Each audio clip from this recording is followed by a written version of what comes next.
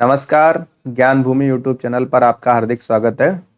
चैत्य कवि भारती श्रृंखला के अंतर्गत हम काव्य प्रकाश का अध्ययन कर रहे हैं।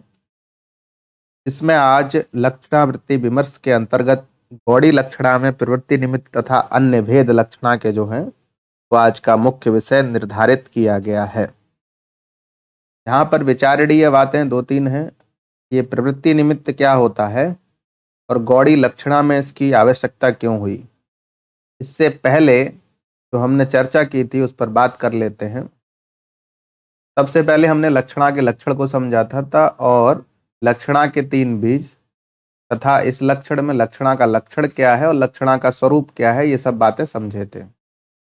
उसके बाद हम लक्षणा के जो प्रथमतः दो भेद किए गए हैं, उपादान लक्षणा और लक्षण लक्षणा, इसके स्वरूप को समझे थे तथा मुकुल भट्ट द्वारा प्रतिपादित गौरनुबंध्य में जो उपादान लक्षणा का लक्षण समावेशित किया गया था उसका खंडन आचार्य मम्मट द्वारा किस प्रकार है ये भी समझे थे। उसमें कई सारे तर्क भी दिए गए थे और फिर उदाहरण के तौर पर क्रियताम इत्यत्र कर्ता, कुरु इत्यत्र कर्म, प्रवेश पिंडी इत्यादौ गृहम भक्षय इत्यादि स्थलों को हम समझते हुए आगे बढ़े थे। उसके बाद जो अर्थापत्ति प्रमाण है उसमें भी यदि उपादान लक्षणा की कोई कल्पना करेगा तो वो भी व्यर्थ है। उसका खंडन भी विधिवत आचार्य मम्मट ने यहाँ पर कर दिया था।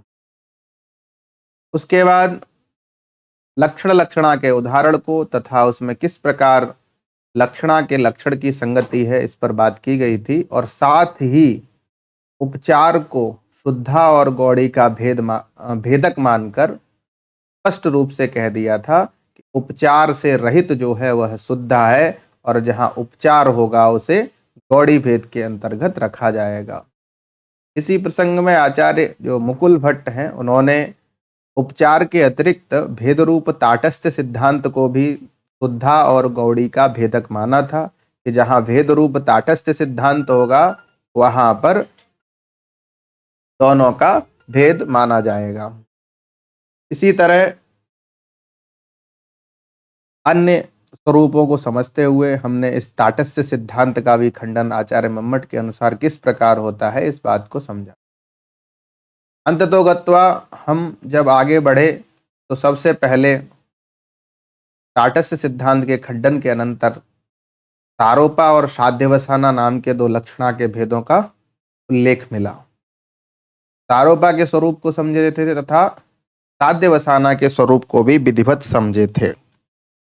उसके बाद मुख्य रूप से हम जब ध्यान दे रहे थे तो ये निष्कर्ष निकल कर आया था कि जहाँ इमौ भेदौ भेदा विमौ च सादृश्यात् संबंधांतरतस्थता गौड़ौ शुद्धौ च विज्ञेयौ, सादृश्य संबंध से तथा संबंधांतर संबंध, सादृश्य मतलब जहाँ पर गुणों के आधार पर कोई सादृश्य संबंध किया जाता है और जहाँ संबंधांतर होता है सादृश्येतर संबंध, चाहे तात्कर्म हो चाहे सस्वाम्य भाव संबंध हो इत्यादि जो संबंध जिनका आगे उल्लेख किया जाएगा। सादृश्य संबंध तो आपको समझ में आ गया, जहाँ गुणों के आधार पर लक्षणा की जाए उसे गौड़ी कहते हैं और उसी को सादृश्य का आधार माना गया है। लेकिन जब संबंधांतर की बात आई तो सादृश्येतर जितने भी संबंध हैं उनको संबंधांतर के कोटि में रखा गया और स्पष्ट रूप से आचार्य मम्मट ने कह दिया जहाँ सादृश्य संबंध से शुद्धा, सारोपा और साध्यवसाना होगी वो गौड़ी के अंतर्गत आएगा तथा जहाँ संबंधांतर से सारोपा और साध्यवसाना होंगी वहाँ शुद्धा के अंतर्गत आएगा। इस तरह से शुद्धा और गौड़ी लक्षणा के शुद्धा के चार भेद हो जाते हैं, क्योंकि उपादान लक्षणा और लक्षण लक्षणा में भी उपचार का मिश्रण नहीं था इसलिए उसको शुद्धा के अंतर्गत निर्धारित किया गया तथा जो सारोपा और साध्यवसाना जिसमें सादृश्येतर संबंध है उसको शुद्धा के अंतर्गत रखा गया तथा जिसमें सादृश्य संबंध है उसको गौड़ी के अंतर्गत रखा गया। इस आधार पर 6 भेद हमारे सामने प्रकट होते हैं। गौड़ी के 2 भेद शुद्ध सारोपा और साध्यवसाना के रूप में और शुद्धा के 4 भेद उपादान लक्षणा, लक्षण लक्षणा, सारोपा और साध्यवसाना। इस आधार पर आचार्य मम्मट इसी बात को आगे चलकर कहते हैं लक्षणातेन षड्विधा। अभी तक हमने उपादान लक्षणा और लक्षण लक्षणा के उदाहरणों को समझा, जिसमें कुंताः प्रविशन्ति और यष्टयः प्रविशन्ति उपादान लक्षणा के दो उदाहरणों का निर्देश मिला, और गंगायाम गोसः लक्षण लक्षणा के उदाहरण का निर्देश हम अभी तक समझ चुके हैं। बात जब आगे बढ़ती है तो सारोपा और साध्यवसाना में जहाँ पर सादृश्य संबंध है उनके उदाहरणों का निर्देश आचार्य मम्मट कर रहे हैं, और उसी बात को हम समझने के लिए आगे उपक्रम करते हैं।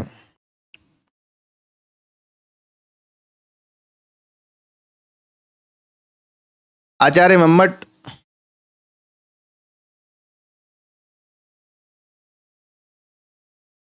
लिख रहे हैं, इमौ आरोप्य अध्यवसान रूपौ सादृश्य हेतु भेदौ गौरवाहिकः इत्यत्र गौरयम इत्यत्र च। अर्थात एक जगह आरोप होगा, सारोपान्यात यत्रोक्तौ विषयी विषयस्तथा, जहाँ पर विषयी अर्थात उपमान और विषय उपमेय इन दोनों का एक विभक्तित्वेन सामानाधिकरण्य निर्देश होगा, वहां पर सारोपा लक्षणा होगी। तो क्रम से इमऊ, इमऊ अर्थात ये दोनों, आरोप और अध्यवसान रूपौ, आरोप रूपम गौरवाहिकः तथा अध्यवसान रूप में क्या है, गौरयम। तो आरोप कहाँ है, गौरवाहिका। हमें अब गौरवाहिका का क्या मतलब है ये समझ लेते हैं। सामान्य रूप से हम अपने आम जीवन में कहते हैं, जैसे कोई बालक है, उससे कह रही संदीप गधा है, उसको पढ़ना नहीं आ रहा है, वो बिना मतलब की हरकतें कर रहा है, तो संदीप गधा है, इस तरह का वाक्य हम लोग प्रयोग करते हैं। लेकिन काव्य प्रकाश में जो उदाहरण मिलता है उसमें मिलता है गौवाचक होता है बैल का, और बाहिक देश का कोई व्यक्ति, वाहिकः जो बाहिक देश से संबंध रख रहा है ऐसा व्यक्ति क्या है, गौ है, मतलब बैल है। गौ गायवाचक भी होता है, बैलवाचक भी होता है, यहाँ पर गौ शब्द बैलवाचक लिया जाएगा। तो बाहिक गौ है, ये बात कही गई। तो सबसे पहले यहाँ पर जो लक्षणा का मूल लक्षण है उसको घटाने का प्रयास करेंगे, उसके बाद यहाँ पर आरोप और आद्यवसान की बात करेंगे तो ज़्यादा सटीक रहेगा। सबसे पहले लक्षणा के लक्षण में मुख्यार्थवाद है तद्योगे, ये आया है तो मुख्यार्थवाद हो ही जाएगा, क्योंकि बाहिक कोई व्यक्ति है, दो पैर वाला, सामान्य स्वरूप वाला, मनुष्य के स्वरूप वाला, ये हो गया बाहिक। और गौ चार पैरों वाला, शासनादिमत लक्षण से युक्त, जाड्यमान्द्यादि जो गुण हैं उनसे युक्त, ये हो गया गौ। तो दोनों तो भाई भिन्न हैं, और दोनों के भिन्न हो जाने पर एक विभक्ति से निर्देश करने का सामानाधिकरण्य नामार्थयो अभेदान्वय, इस तरह का जो लक्षण मिलता है, इस तरह का यहाँ पर स्वरूप बताया ही नहीं गया है। तो यहाँ पर क्या हो जाएगा, मुख्यार्थवाद हो जाएगा, क्योंकि जो बाहिक है वो गौ नहीं हो सकता। ऐसा हम प्रत्यक्ष प्रमाण के माध्यम से जब देखेंगे तो इसका क्या अर्थ बाधित होने लगेगा, और मुख्यार्थवाद जो है वो लक्षणा की पहली शर्त है, वो यहाँ पर लागू हो जाएगी। दूसरी शर्त है तद्योग। तद्योग अर्थात गौ और वाहिक का कोई संबंध होना चाहिए, मुख्यार्थ का लक्ष्यार्थ के साथ कोई संबंध होना चाहिए। तो यहाँ पर तद्योग क्या है, सादृश्य संबंध। अब यहाँ पर फिर समस्या बनी, तो किस आधार पर सादृश्य किया जाए, स्वरूप और आकृति से सादृश्य हो नहीं सकता। तो यहाँ पर पता चला कि गौगत जो गुण है वो बाहिकगत गुणों के साथ इनका क्या हो जा रहा है, सादृश्य स्थापित हो रहा है। इसके बाद बात आती है बाहिक जो है उसको गौ कहने का प्रयोजन क्या है।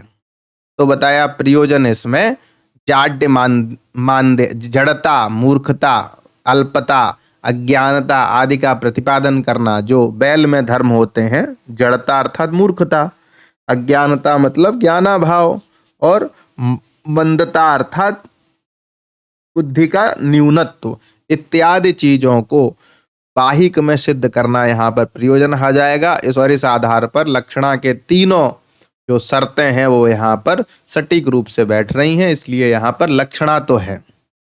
अब लक्षणा के भेदों में उपादान लक्षणा हो नहीं सकती, क्योंकि स्वसिद्धये पराक्षेपः उपादानम। यहाँ पर गौ अपनी सिद्धि के लिए बाहिक का या बाहिक अपनी सिद्धि के लिए गौ का आक्षेप कर रहा है, ऐसी स्थिति तो नहीं हो रही है। न परार्थ परार्थ स्वसमर्पणम वाली स्थिति भी है, जो लक्षण लक्षणा का स्वरूप है। यहाँ पर परार्थ या तो बाहिक को मान लो या गौ को मान लो, तो दोनों ही एक दूसरे के लिए समर्पित नहीं हो रहे हैं, इसलिए लक्षण लक्षणा भी नहीं हो सकती। फिर पुनः बात आती है सारोपा और साध्यवसाना की। तो सारोपा का जो लक्षण था उसमें स्पष्ट रूप से कहा गया था, सारोपान्यातु यत्रोक्तौ विषयी विषयस्तथा। जिस स्थल पर विषय और विषयी का निर्देश किया जाए उसको सारोपा लक्षणा कहा जाए, उक्तौ। ठीक है, तो यहाँ पर विषयी क्या है? गौ। विषय क्या है? बाहिक। दोनों का पृथक रूप से निर्देश हो गया है, इसलिए यहाँ पर सारोपा लक्षणा स्पष्ट रूप से घटित होती है।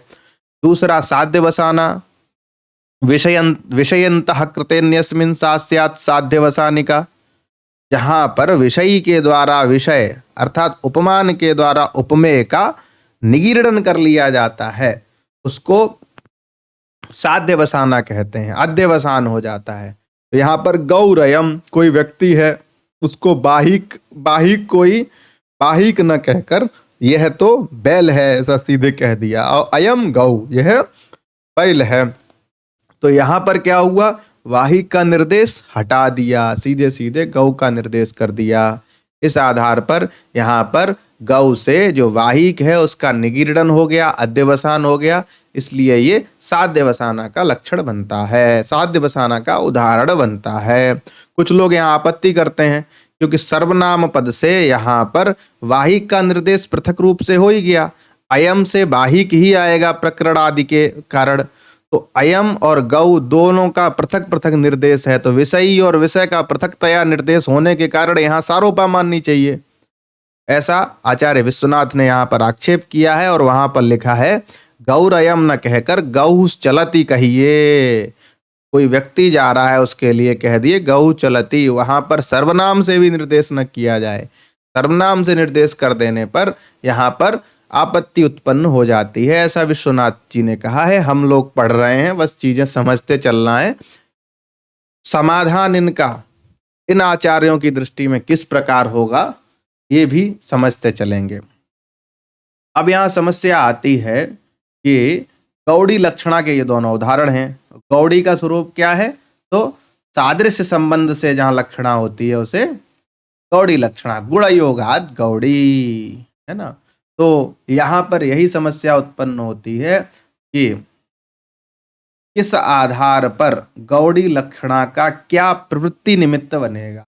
प्रवृत्ति का मतलब होता है, जैसे गौ शब्द है, गौ शब्द की प्रवृत्ति क्या हो जाएगी? गोत्व, या फिर गौ की आकृति। तो प्रवृत्ति का निमित्त गोत्व या गौ की आकृति बनता है। तो यहाँ पर गौ से बाहिक का ज्ञान होगा कैसे? यहाँ समस्या यही उत्पन्न हो रही है। गौ पद से बाहिक और गौ और बाहिक का अभेदान्वय होकर कैसे सामानाधिकरण्य से एक ही बोध होगा, क्योंकि दोनों का स्वरूप भिन्न है, दोनों की आकृति भिन्न है, दोनों के लक्षण भिन्न है। ऐसी स्थिति में यहाँ पर क्या प्रवृत्ति निमित्त माना जाए, गौड़ी लक्षणा में क्या प्रवृत्ति निमित्त माना जाए, ये आज का मुख्य विषय है। और उसके साथ साथ जो कल छूट गया था टेक्निकल प्रॉब्लम के कारण, उसको हमने आज बता दिया। जो अन्य उदाहरण थे उसके सारोपा और साध्यवसाना के। अब यहाँ पर जो समस्या आ रही है उसी को समझ लेना हम लोगों का अभिप्रेत है। 3 मत दिए हैं आचार्य मम्मट, कहते हैं गौड़ी के प्रवृत्ति निमित्त मानने में 3 मत हमें समझ में आ रहे हैं। तो यहाँ पर तीनों मतों का उल्लेख किया गया है। पहला मत है स्वार्थ सहचारिणो गुणाः जाड्यमान्द्यादयो लक्ष्यमाणा अपि गोशब्दस्य परार्थाविधाने प्रवृत्ति निमित्तम उपयांतीति केचित्। उपयातीति लिखा है, यहाँ पर भी उपयांति होना चाहिए। तो स्वार्थ सहचारिणो गुणा, स्वस्य अर्थः स्वार्थः। स्वार्थ क्या होता है? गौ। गौ में रहने वाले जो जाड्यमान्द्यादि गुण, ध्यान से समझना, ये पहला मत है। केचित कहकर आचार्य मम्मट किसी आचार्य का मत के आचार्य के मत का उल्लेख कर रहे हैं। वस्तुतः इस मत में आचार्य मम्मट की अभिरुचि नहीं है, लेकिन यहाँ पर प्रतिपादित कर रहे हैं किसी आचार्य का मत। देखिए, ये तीनों मत समझने से पहले इन तीनों मतों का क्यों निर्देश किया गया ये भी जान लेना अत्यंत आवश्यक है, और यही आज का मुख्य विषय है। हम आपको पहले ही बता चुके हैं कि ये जो तीनों विषय हैं, ये तीनों जो मत हैं, वो किस लिए आए, तो गौड़ी लक्षणा का जो प्रवृत्ति निमित्त है वो क्या माना जाए, तथा प्रयोग के विषय में जो प्रथम मत है, तो गौ शब्द का मुख्यार्थ क्या होता है, गोत्र जाति या वैल की आकृति। तो स्वार्थ क्या हो गया, स्वस्य अर्थ स्वार्थ, स्वार्थ पद से यहां पर लेना है गोत्व। अब गोत्व में जो सहचारी गुण हैं वो क्या है, जाड्यमान्द्यादयः स्वार्थ सहचारिणो गुणाः।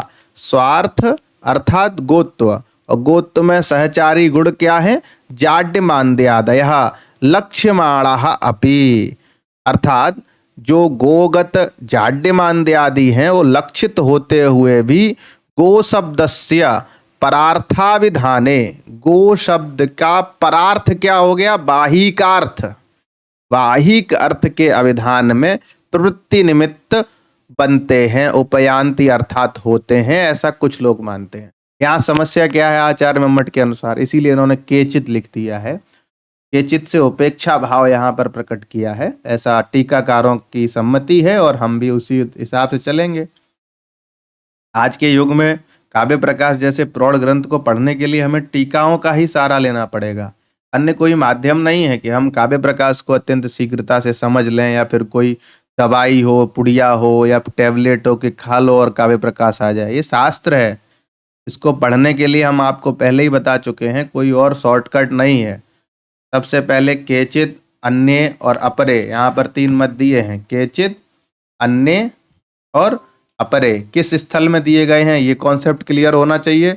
उसके बाद इन तीनों में से मम्मट को कौन सा मत अभिप्रेत है ये जान लेना ही यहाँ पर सबसे पहली समस्या तो यही आती है कि गौरवाही का हमें किस आधार पर लक्षणा, गौड़ी लक्षणा का प्रवृत्ति निमित्त बने, और उस प्रवृत्ति निमित्त के आधार पर कौन सा मत सम्यक होगा ये जानना हम लोगों का अभिप्रेत है। सबसे पहला मत है जो स्वार्थ सहचारिणो गुणाः। स्वार्थ हो गया गोत्व, गोत्व में सहचारी गुण हो गए जाड्यमान्द्यादि, वो लक्षित होते हुए क्या करते हैं, गो शब्द का परार्थ में अभिधान करते हैं। गो शब्द से क्या उपस्थित होता है, वाहिक। परार्थ का अभिधान क्या हो गया, गोत्वेन वाहिकस्य अवधानम इति प्रवृत्ति निमित्तम उपयांति। जो पहली बात इन्होंने क्या कहा, जो स्वार्थ सहचारी गुण हैं जाड्यमान्द्यादि, वो लक्षित होते हुए प्रवृत्ति निमित्त बनते हैं। अब लक्षित होना लक्षणा का विषय हो गया, और प्रवृत्ति निमित्त अभिधा का हो गया। तो एक बार गो शब्द का परार्थाविधान हो रहा है, यहाँ पर अभिधा की प्रवृत्ति हुई, और दूसरा प्रवृत्ति निमित्त बन रहे हैं, इस विषय में भी अभिधा की प्रवृत्ति हुई। तो दो बार अभिधा वृत्ति की प्रवृत्ति होने के कारण यहाँ पर ये मत ठीक नहीं माना जाता है, क्योंकि जाति ही प्रवृत्ति निमित्त होती है, और यहाँ पर कह रहे हैं गुण लक्ष्यमाण होते हुए गुण प्रवृत्ति निमित्त बन जाएंगे गो शब्द का परार्थ में अभिधान कहने पर। तो गुण तो जाति होते नहीं है, इसीलिए कहा जाता है कि प्रवृत्ति निमित्त ही शक्यतावच्छेदक होता है। शक्यतावच्छेदक शब्द का अर्थ होता है शक्य अर्थ की पहचान कराकर उसे पृथक करने वाला तत्व। जब हम किसी गाय को देखते हैं तो उसकी आकृति हमारे अंतःकरण में बन जाती है, और उस आकृति के कारण हम असंख्य पशुओं के बीच में भी गाय को क्या कर लेते हैं, चिन्हित कर लेते हैं, और गाय की आकृति जाति ही कही जाती है, और वही शक्यतावच्छेदक भी है। इस मान्यता के अनुसार जो गुण हैं उनको शक्यतावच्छेदक कहा गया। यहाँ पर शक्यतावच्छेदक क्या हो गए, शक्य मतलब हो गया, शक्य मतलब हो गया अर्थ, और शक्यतावच्छेदक गुण मान लिए, तो वो यहाँ पर गलत है, क्योंकि शक्यतावच्छेदक हमेशा जाति या आकृति होती है, और इस आधार पर जाड्यमान्द्यादि इत्यादि जो गुण हैं वह लक्ष्यार्थ हो रहा है, और वे अभिधा में निमित्त हो ही नहीं सकते, इन्हीं कारणों के कारण ये जो मत है पहला वाला वो मम्मट के अनुसार ठीक नहीं है, क्योंकि दो दो बार अभिधा का उत्थान हो रहा है और लक्ष्यमाण होने वाले जो गुण हैं वो प्रवृत्ति निमित्त बन ही नहीं सकते, क्योंकि गुण शक्यतावच्छेदक नहीं होते हैं। गो में गोत तो क्या है, जाति, जाति ही शक्यतावच्छेदक होती है, न कि गुण। इसलिए ये पहले वाला जो मत है वो मम्मट के अनुसार ठीक नहीं है। दूसरा मत है स्वार्थ सहचारिणो गुणा अभेदेन। स्वार्थ सहचारी गुण जो हैं, स्वार्थ, फिर से स्वार्थ और परार्थ में कंफ्यूज नहीं होना है। स्वार्थ से यहाँ पर गोत्व लेना है और परार्थ से यहाँ पे बाहिकत्व लेना है। तो स्वार्थ क्या हो गया, गोत्व, और गोत्व में सहचारी गुण क्या हो गए, जाड्यमान्य आदि। तो स्वार्थ सहचारी गुणा अभेदेन परार्थगता गुणा एव लक्ष्यन्ते न तो परार्थो अभिधीयते इत्यन्ये। दूसरा मत प्रतिपादित कर रहे हैं आचार्य मम्मट और कह रहे हैं स्वार्थ सहचारी गुण, स्वार्थ सहचारी अर्थात गोगत जो जाड्यमान्य आदि गुण हैं वो अभेद रूप से परार्थगत अर्थात बाहिक में रहने वाले जो जाड्यमान्य आदि गुण हैं उनको लक्षित करते हैं।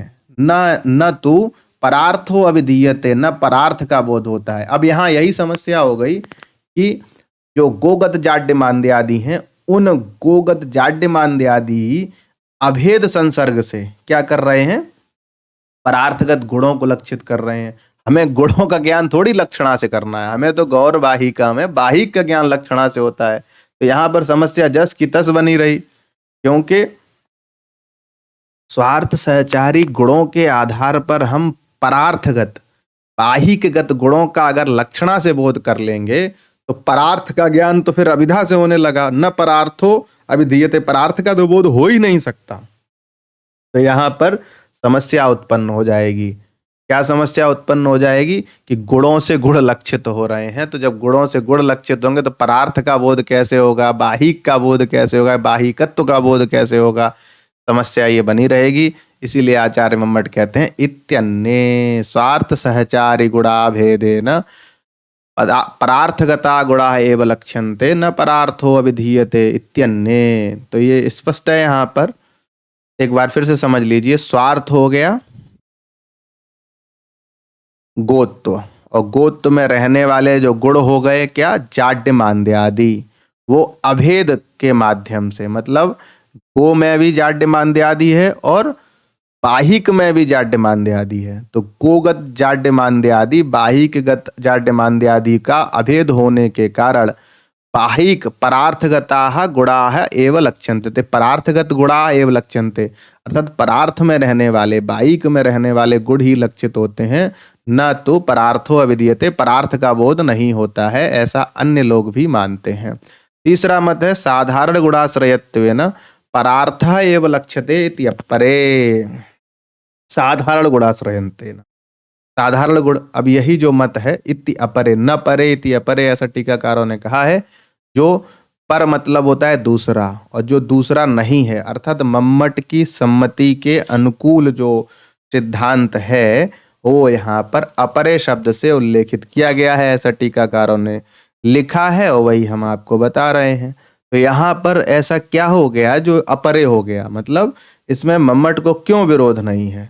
तो भाई साहब यहाँ पर तर्क संगत बात कही गई है। वो बात इस प्रकार है कि साधारण गुणाश्रयत्वेन, साधारण गुण क्या हो गए, गोगत जाड्यमान्य आदि और बाहिकगत जाड्यमान्य आदि, ये दोनों क्या हो गए, आश्रय हो गए। साधारण गुण साधारणीकरण हो गया, मतलब गोगत भी जाड्यमान्य आदि के आधार पर बाहिकगत जाड्यमान्य आदि दोनों क्या हो गए, साधारणत्व हो गया, इनका साधारणीकरण हो गया, और उन गुणों के आश्रय से परार्थ का बोध हो जाता है, परार्थ एव लक्ष्यते इत्यपरे, ऐसा अन्य आचार्यों ने कहा है।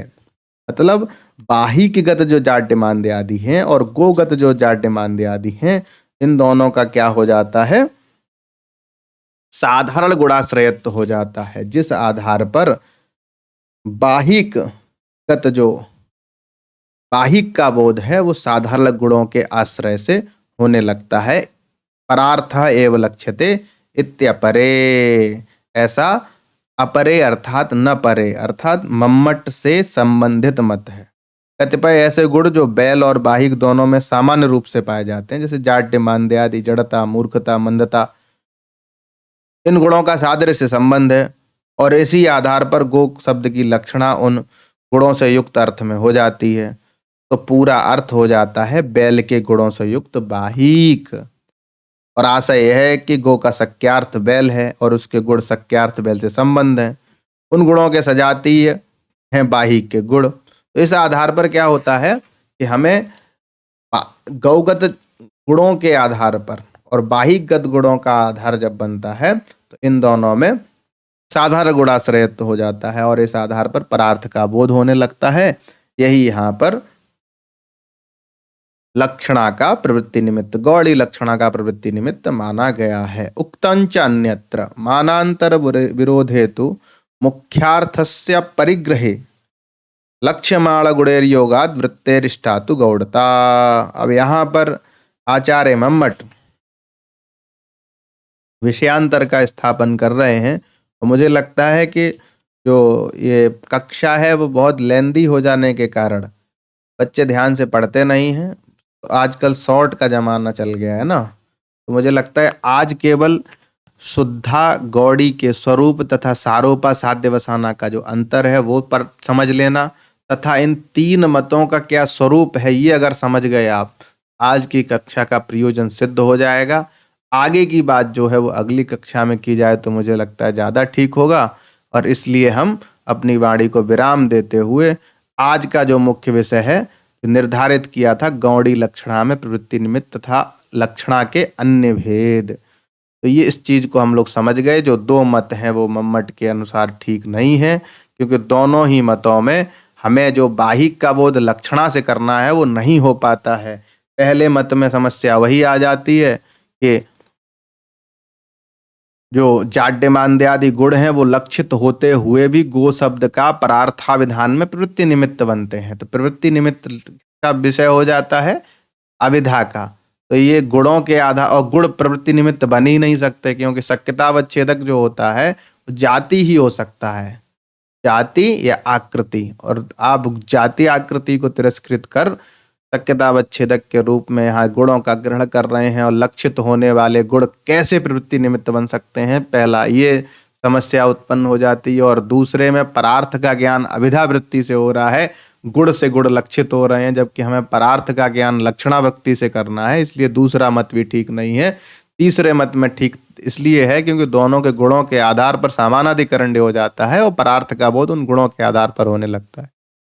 इन तीन मतों का प्रतिपादन हम यहाँ समझे और इन तीन मतों के आधार पर गौड़ी लक्षणा में जो प्रवृत्ति निमित्त ये चीज स्पष्ट हो गई तथा सारोपा और साध्य वसाना के रूप में हम गौड़ी लक्षणा के जो उदाहरण गौरवाहिका गौरयम, गौरवाहिका में सारोपा है, गौरयम में साध्य वसाना है और ये दोनों भेद गौड़ी लक्षणा के हैं। गौड़ी लक्षणा के दो ही भेद होते हैं।